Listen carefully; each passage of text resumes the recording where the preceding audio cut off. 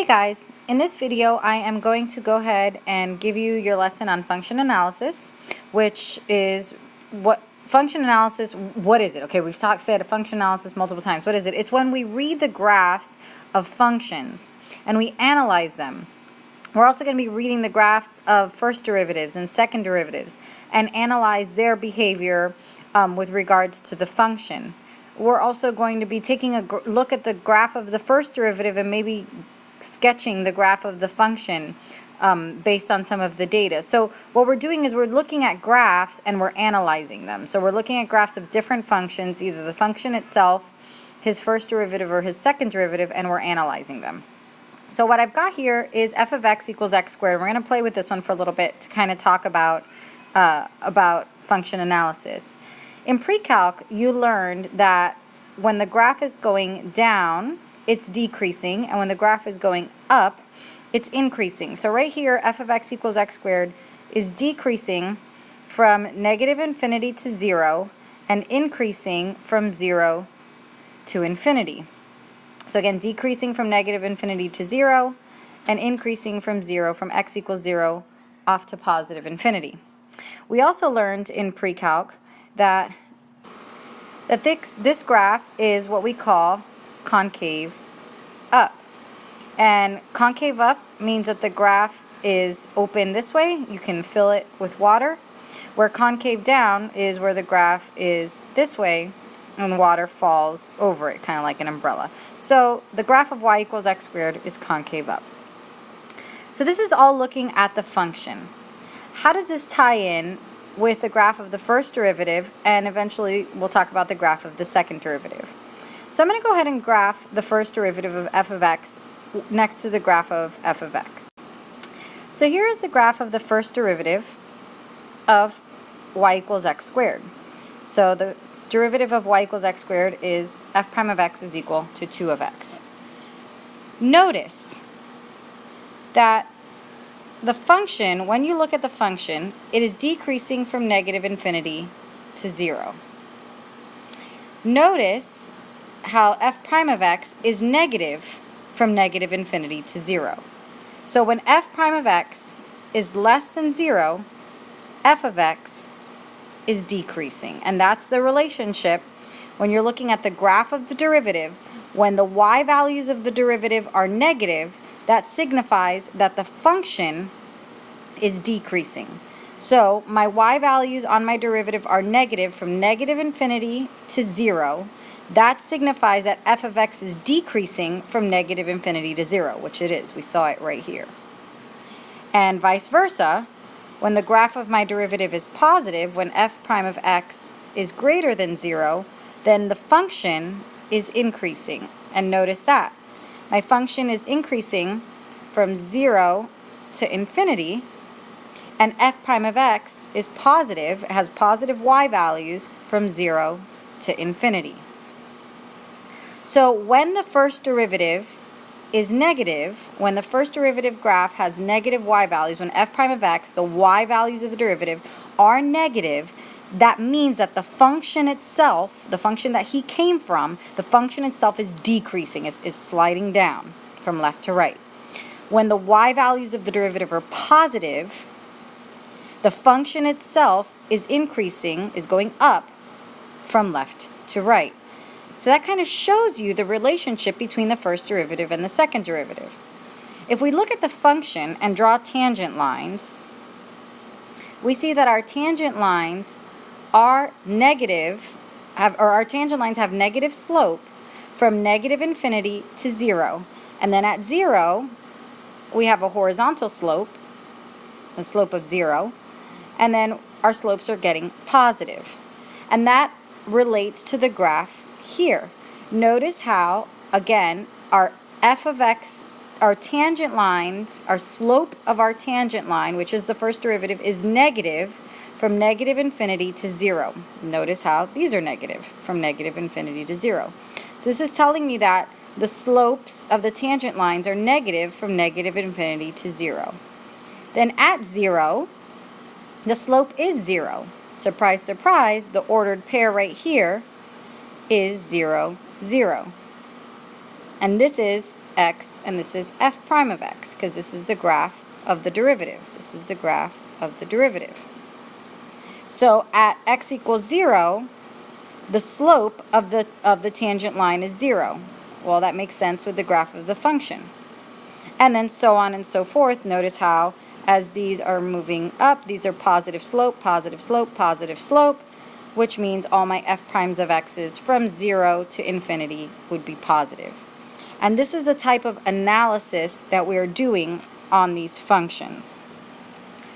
So where f prime of x changes from positive to negative, where f prime of x changes from positive to negative, that is called a critical point. Just like when we were doing straight line motion, when we checked to see where the velocity was equal to 0, we called those critical times. Remember that? And what was velocity? Velocity was the first derivative of the position. Well, where f prime of x changes from positive to negative, those are critical points. So times for straight line motion, we call them points in function analysis, but they mean the same thing. So our critical points is where f prime of x is equal to 0, but it's also where f prime of x is undefined. If we're dealing with derivatives that have, variables in the denominator where we have undefinition. So critical points are where f prime of x is equal to 0 or where f prime of x is undefined. And then we would be doing sign charts and all that stuff, and we're going to do that eventually. But before we get to that point, I kind of want to talk about the second derivative a little bit here. So what does the second derivative tell us? The second derivative talks about concavity. So the second derivative tells us about concavity. Since this function is concave up from here, from negative infinity to positive infinity, then the second derivative must be positive. So concave up means a positive second derivative. Well, let's take a look at this as well. Take a look at the rate of change of the rate of change. The rate of change of this function are the slopes of the tangent line.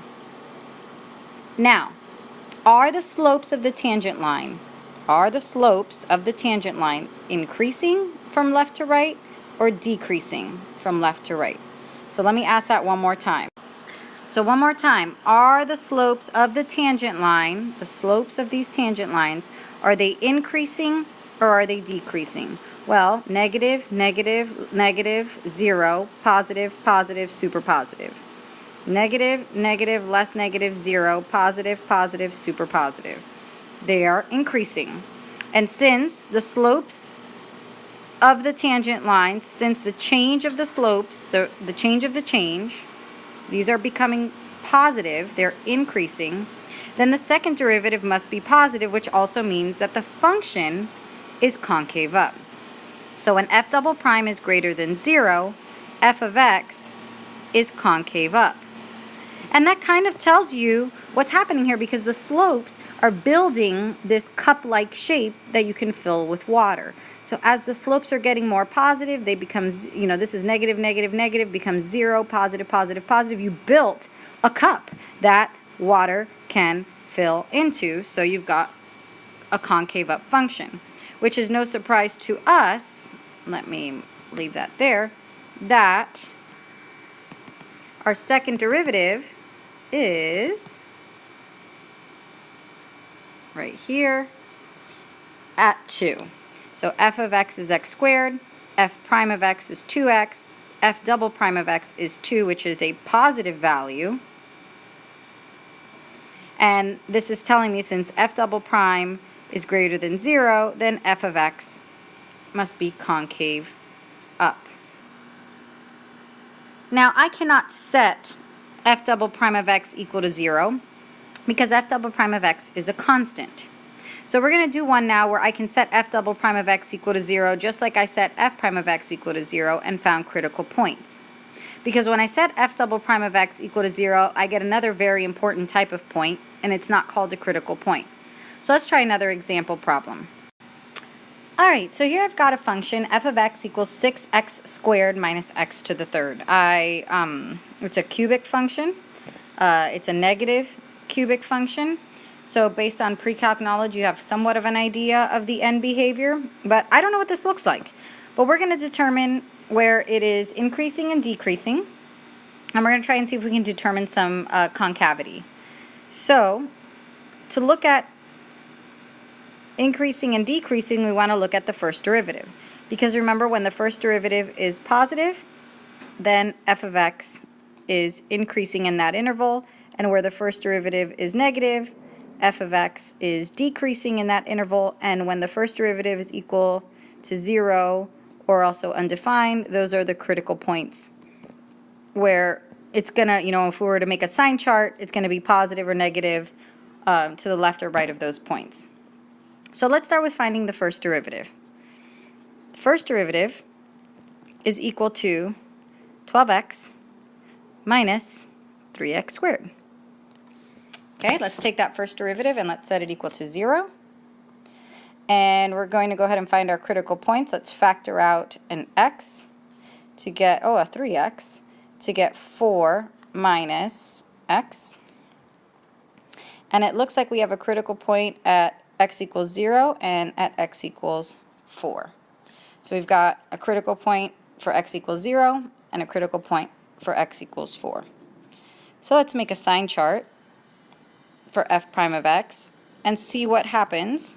This is f prime of x. Let's see what happens to the left of 0, in between 0 and 4, and to the right of 4. Now we didn't have any values for the derivative that make it undefined. This is a polynomial, so it's defined everywhere. And let's take a look at f prime of x right here, or the factored form, whether this one or this one. And let's plug in values to the left of 0. So if I plug negative 1 in there and negative 1 in here, I end up with a negative times a positive. Negative times a positive, so that's negative. If I plug, we did negative 1, let's try 2. Put 2 in right here, you get a positive. 2 here, you get a positive, so this is positive. And let's try 5. I put 5 in right here, I get a positive. 5 right here, I get a negative. So classic case here. And it looks like, based on this, since f prime of x is less than 0 here and here, f of x is decreasing from negative infinity to 0 and from 4 to infinity, since the derivative is negative. And f of x is increasing from 0 to 4, since the derivative there is positive. All right? And we'll graph this and confirm these answers momentarily. And we'll graph this too and see if our y values on our derivative are positive from here to here, and if the y values here are negative from here to here. So we found where this function is increasing and decreasing. And now we can find, let's take a look at the second derivative to talk about concavity. So our second derivative is equal to 12 minus 6x, okay? Now I can set that equal to 0. And when the second derivative is equal to 0, those points are called points of inflection. And points of inflection are where the graph changes concavity. So for example, let's say you have a graph that looks like this. Right here, the graph is concave up. But it switches over here to being concave down. And that point where it switches, that's the point of inflection. And that point of inflection, using calculus, is where the second derivative is equal to 0. So where the second derivative is equal to 0, that signifies a point of inflection, which is where the function himself changes from being concave up to concave down. So let's take our second derivative, which is 12 minus 6x, and set it equal to 0. So we get that 12 is equal to 6x, or that x is equal to 2. That is where the second derivative is equal to 0. Let's test to see if it is a point of inflection. How would we know if that is a point of inflection? Well, if it's negative positive or positive negative. Because if the second derivative is greater than 0, my function is concave up. If my second derivative is less than 0, my function is concave down. But if it doesn't change signs from here to here, then it's either concave up the whole time or concave down the whole time. So let's see. Let's try 0 here. At x equal to 0, if x is 0 on the second derivative, I get 12 minus 0, which is positive. And if x is, let's say, 3, if x is 3, I get 12 minus 18, which is negative. So yes, my function is concave up. My function, f of x, is concave up. So let's write this down here. F of x is, I'm just going to shorthand here, concave up from negative infinity to 2 and concave down from 2 to infinity. And check this out, guys. And the point 2 comma f of 2 is a point of inflection. Now notice how I wrote 2 comma f of 2. Because in the function, x equals 2 and y equals I don't know what right now, is the point of inflection in the function. You're not going to plug it into the second derivative. You're going to plug it back into the original function to find the actual point of inflection, which we know his x value is 2. We just don't know what his y value is because I have to actually do 6 times 2 squared minus 2 to the third. So we would actually solve that, evaluate that out. 2 squared is 4 times 6, that's 24. 24 minus 8 is 16. So the point 2 comma 16 is a point of inflection. So let's go ahead and graph these and see, let's see what that looks like.